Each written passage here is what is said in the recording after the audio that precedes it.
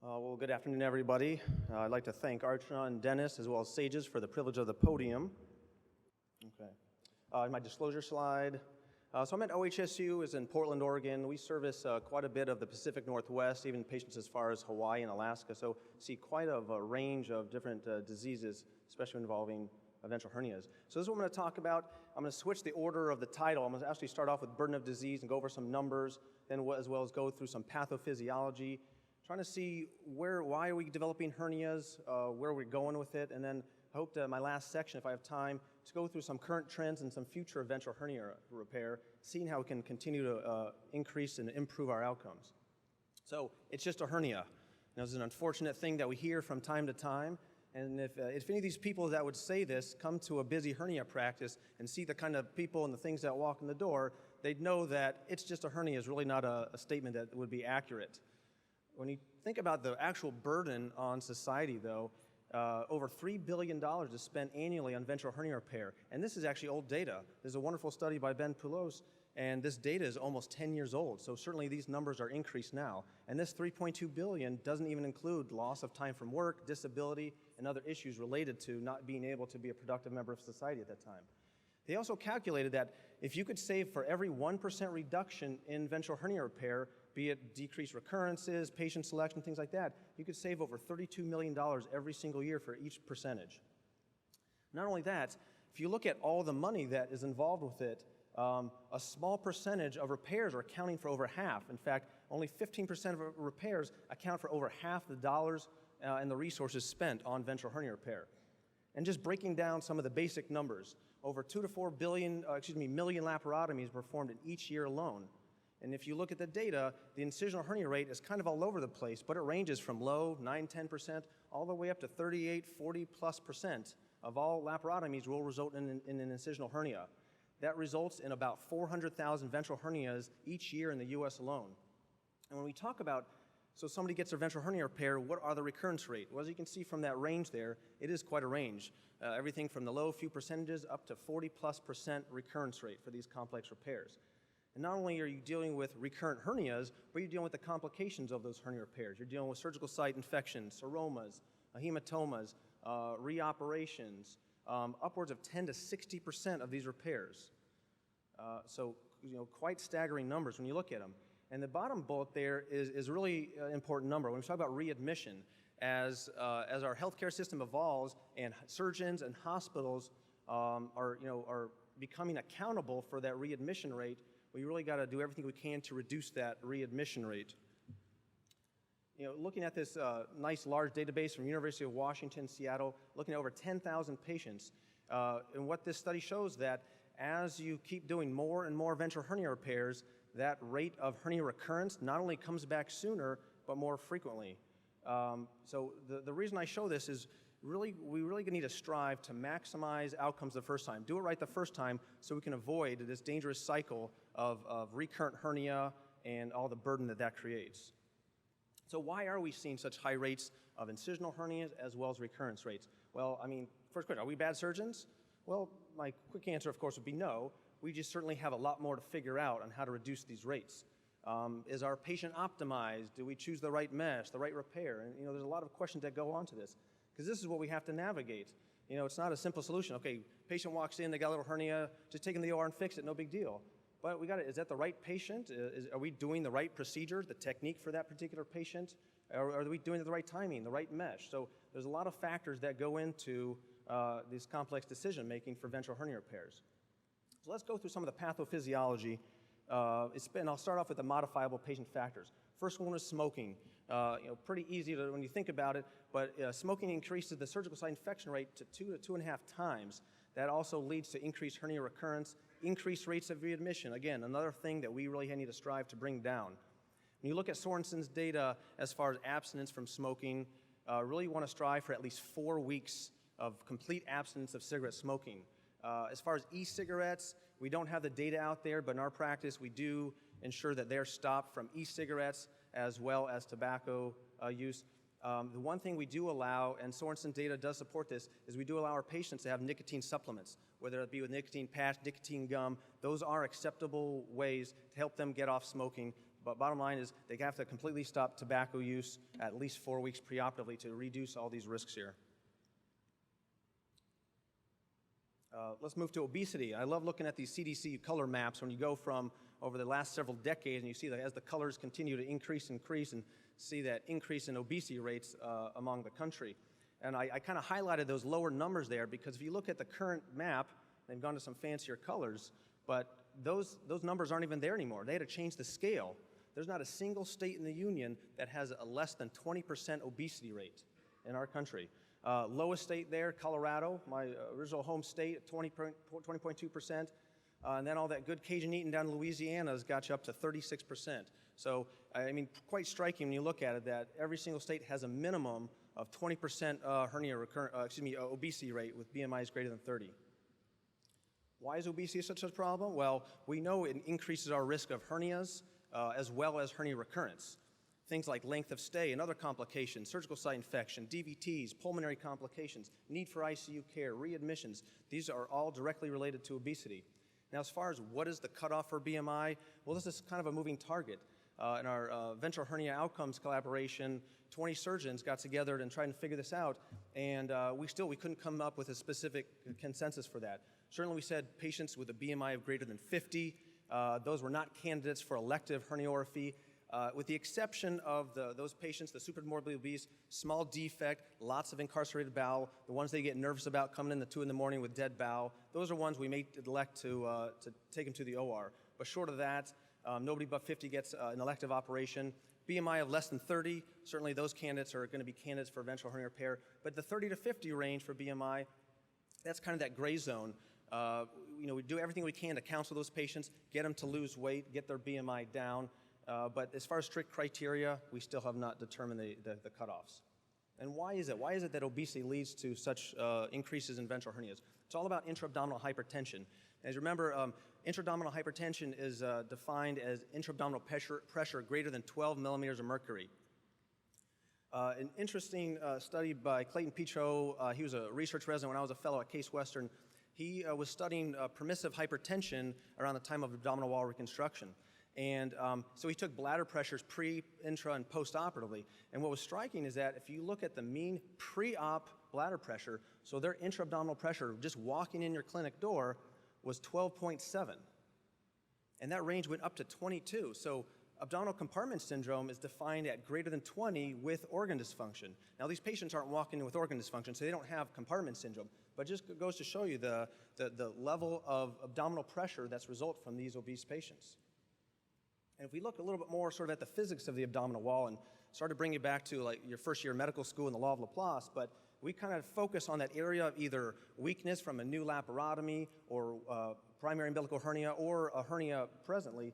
At that area, if we focus on that area, we're going to have a decreased wall thickness, an increased radius, because the abdomen is more or less a cylinder, and then we have the increased pressure I was talking about. If you plug all that into the law of Laplace, you get significant increases in tensile forces, and those differences in tensile forces can create shear forces at the level of that weakness there. That's what helps lead to hernia formation as well as recurrence. How about diabetes? Well, looking at those maps again, when you compare obesity at the top to diabetes, they mirror each other quite strikingly. Again, with diabetes, you're going to have increased risk of wound complications, dehiscences, as well as other perioperative complications. And as far as what level do we measure or do we need, the recommendation is to try to achieve a hemoglobin A1C of at least 6.5 or below. If the primary care physician is not able to achieve that, that patient really should be referred to an endocrinologist so they can really fine-tune that patient's glycemic regimen. I spend quite a bit of time in my office just in patient counseling, going over those things. And I have my phone right there, and I'll use the BMI calculator to show them some numbers, some weight loss strategies to get their BMI down. I also use the Seer App. For those that aren't familiar with it, this is a free app made by Todd Henneford and the group at Carolinas Medical Center. It's for Android and iPhone. It goes through 8 simple questions. I do it right there with the patient in the office with all their risk factors and the kind of repair that you plan on doing with them. And when it's all done with those 8 questions, it kind of puts out a risk there. So this particular patient I had a 73% risk of perioperative wound complications. So I can show that patient that, look, here's some objective data. This is why I can't operate on you right now. And you can modify those. You can just click the little button and say, okay, if you stop smoking, if you lose weight, if you get your diabetes under control, we can reduce your risk. And I also now document this in my Epic notes. I have a smart phrase in there where I'll put this in there as my justification of why I can or can't operate on that person at that time. ERAS pathways. Colorectal folks have been doing this for some time now. Ventral hernia pathways are becoming more prevalent, where it's basically it's a bundle of measures that taken pre and post-operatively to try and standardize the care across hernia patients, improve our patient outcomes, as well as reduce our length of stay. We have even like a little pocket card for our residents they can keep in their white coats to go over this, basically a summary of our post-op pathway that goes over things like multimodal pain, DVT prophylaxis, diet regimen, and things like that. Moving on to more wound-related factors, the two more common collagen vascular diseases that can increase your risk of hernia formation, Ehlers-Danlos and Marfan syndromes. Ehlers-Danlos, they're a little bit different. Ehlers-Danlos is a defect in collagen metabolism and synthesis. You see the host of issues that it creates, like wound problems, aneurysm formation, as well as inguinal and ventral hernia repairs. Marfan syndrome, a little bit different. That's more of a fibrillin problem, and it affects more of the extracellular matrix. And this can lead to all the host of problems: elongated limbs, scoliosis, cardiac valve pathology, spontaneous pneumothorax, in addition to inguinal and ventral hernias. In fact, I had a patient about 2 months ago that repaired. He had an incisional hernia from a sternotomy from his valve replacements. He had a primary umbilical hernia. He had bilateral inguinal hernias, direct, indirect, as well as femorals. So, a few hours later, multiple pieces of mesh, he's fixed. Nice, fun operation. But it really goes to show you, when you look at these patients, they can have some substantial hernia disease. There's a host of other risk factors that I don't have time to go through, but just wanted to list other things that are important. Probably malnutrition is probably the most important on that list. Really need to ensure that our patients are adequately nourished so they have proper wound healing following any operation, including hernia repair. Moving on to some technical factors. I was still trained with traditional laparotomy closure, where large bites, 1 centimeter bites, 1 centimeter travel, taking huge chunks of tissue. And the problem with that, as we found, is that leads to muscle and fat necrosis. Then you get laxity of your suture line, and you get dehiscence of your fascia. It also, you have unequal distribution of the forces along that suture length. So over the past decade, and I got to give credit where credit due, our European colleagues have been doing this for about a decade now. And we're certainly kind of slow to uptake this kind of philosophy here in this country. But the short bites technique and the 4-to-1 ratio are proven. There's really good data out there that shows this. So instead of large bites, you take small bites with just the fascia, and this better equalizes the force along the closure. The stitch trial is the more recent one, looking at short versus large, small versus large bite, 21% with the large bite versus 13% in the small bites. It only added a few extra minutes, so really nicely done randomized study that demonstrate the benefits of small bites. Now, there certainly are some controversies with the study. The small bites use a smaller needle and stitch 2.0 versus a number 1 looped suture for the large bite, so that suture hole could play a factor. The other thing is their mean BMI was 24. So, can you apply that to our patients in this country? We don't quite know, but this is excellent data, and I do this for all my laparotomy closures now. Likewise, Milburn and Israelson had done this study even before the stitch trial, doing a 4-to-1 ratio, and again, significant reduction in incisional hernia rate, as well as significant reduction in surgical site infection rate. How about prophylactic mesh augmentation? There's kind of a lot of a buzz going on about this now, where you're electively placing a piece of mesh to prevent a hernia from forming in the first place. As far as peristomals, the data is very clear out there. There's a meta-analysis of over 7 randomized trials that show a reduction in peristomal hernia rates of 57 to 70% reduction in peristomal hernias. Again, folks in Europe, the European Hernia Society, this is their standard of care now. Every single one of their, and this is for permanent stoma, so you wouldn't do this for a stoma that you plan on taking down in the next 3 to 6 months or so. This is using a macroporous, permanent polypropylene mesh, no significant increase in mesh complications or infections. But moving on to laparotomy, we are starting to get some really nice data out there. The pre-mat trial by Philip Moisems in Belgium. I'm just going to skip all the way down to those bottom numbers, where, again, this was a retromuscular reinforcement of the midline using macroporous polypropylene, looking at 2-year data, no mesh, 28% incisional hernia rate, with mesh, 0 hernias at 2 years. That's some striking data there. And then their Prima trial is going to be published in Lancet in the next couple months. That's showing an onlay versus sublay, and looking forward to seeing that data published. Looking at some future trends and where we're going with hernia repair, as far as prophylaxis, also just how about just greater use of minimally invasive surgery? It's pretty amazing. We've had laparoscopy around for so long now, and only a third or so of inguinal hernias, a minority of colectomies are done in minimally invasive fashion. Hopefully with robotics or other minimally invasive techniques, we can increase our use of minimally invasive surgery, smaller cuts, smaller chance of incisional hernia. Abdominal wall physiology. Certainly there have been studies among the years that are looking at this, but we need to gain a greater understanding of the mechanics of the abdominal wall to really truly evaluate the hernia patient, as well as try and figure out what is the best way to repair these. So by increasing our knowledge of the abdominal wall mechanics, the force and dynamics of it, I think this will get us here. Yuri Novitsky's group spoke about this at ACS this past year. What they did is they took cadavers and doing a posterior component separation, retrorectus, and TAR, and equal force distribution and varying levels of force. They were able to determine the amount of release at different levels in each stage of the operation of a TAR. So by studying on a layer-by-layer basis of the abdominal wall, we're starting to gain a greater understanding of how our repairs are impacting our patients. Even just simple technique changes.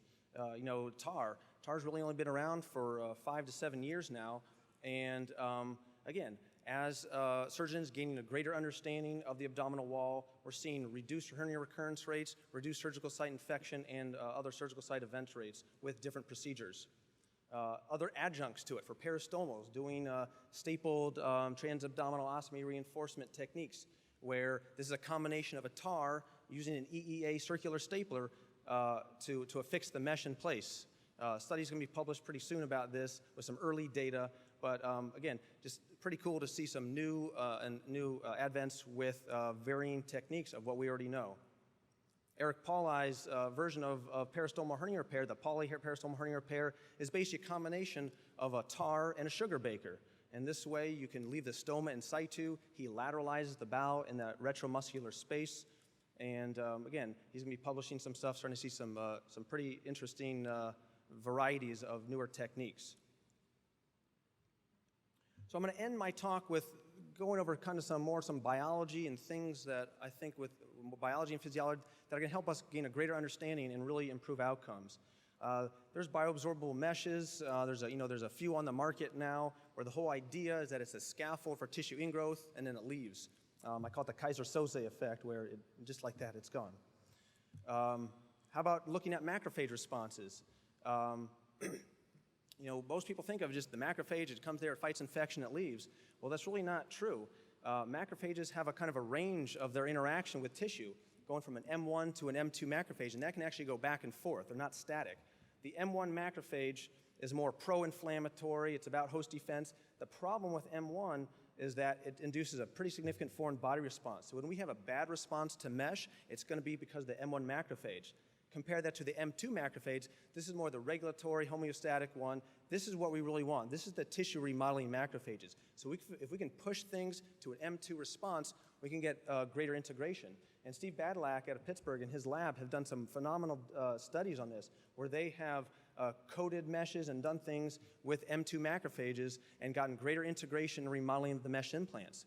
They're also starting to coat meshes with different elements of extracellular matrices, trying to push it where we can down-regulate the M1, up-regulate the M2, trying to get better tissue integration around our mesh implants. Immune modulation, kind of along the same lines, coating meshes with mesenchymal cells and fibroblasts, trying to sort of down-regulate some of the cytokine and immunogenic response, as well as even increase our ingrowth with that remodeling process. So where are we going from here? Well, I think the true future of hernia repair, especially for complex hernia repair, is going to be tailoring that repair to the patient. Things like perhaps 3D printing a mesh. You have a CAT scan or an MRI of a patient. You already have abdominal wall measurements. You know the aspects of the hernia. Why not print your mesh to meet the shape, size, and porosity that would be applicable for that particular patient? Improvement or modifications or techniques, again, to match that specific patient. Gaining a greater understanding of force, tension, and matching what is necessary for one patient versus another, because patients are different. They're different sizes, different hernias, and so we really got to try and individualize this the best we can. And I think the true future, though, is going to be this biological and microenvironment manipulation. I think we're going to see some great things to come, and I look forward to joining you on that journey. Thank you very much.